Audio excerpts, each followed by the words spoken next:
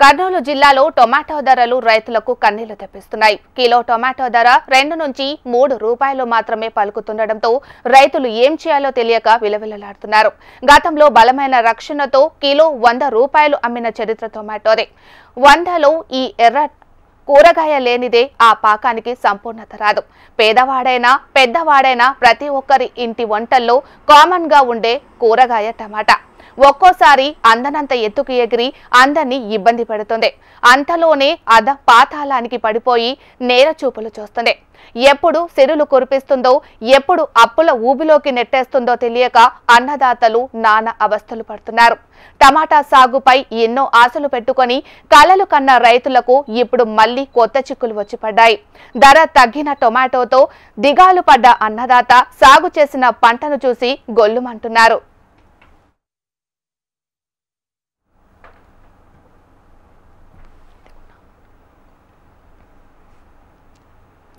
కర్నూలు జిల్లా వ్యాప్తంగా ప్రధానంగా పడమర ప్రాంతాలలో రైతులు టొమాటోను విరివిగా పండిస్తారు. ప్రధానంగా పత్తికొండ, ఆలూరు, ఆదోని, మంత్రాలయం, కోడుమూరు ఈ నియోజకవర్గాలలో అధిక భాగం రైతులు ఉల్లి తర్వాత టొమాటో పంట సాగుపై మక్కువ చూపుతారు.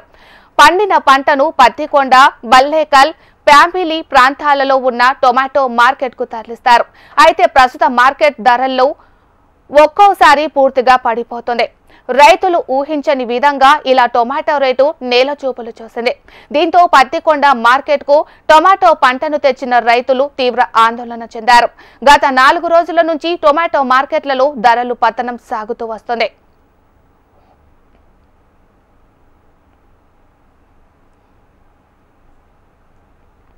కర్నూలు జిల్లాలో ఈ ఏడాది విస్తారంగా టమాటా పంట సాగుతూ జరిగింది. దిగుబడి కూడా భారీ స్థాయిలో వచ్చింది. దీంతో టమాటా పంట సాగు చేసిన రైతులు ఆనందపడ్డారు.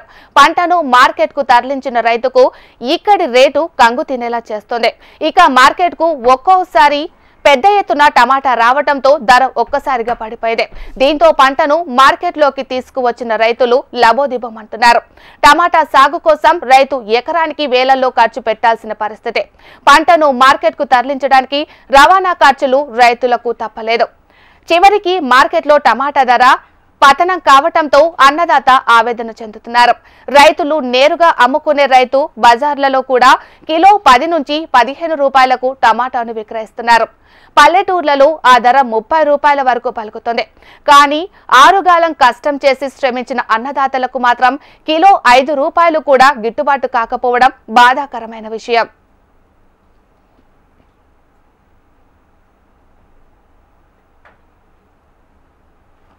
మరోవైపు తోటలో పండ్లు కొనుక్కొని మార్కెట్కు వచ్చి అమ్మి నష్టపోయేదానికంటే పంట కోసం పెట్టిన పెట్టుబడులు వదులుకోవడం మంచిదన్న ఉద్దేశంతో తోటలోనే పంటను మూగజీవాలకు వదిలేస్తున్నారు.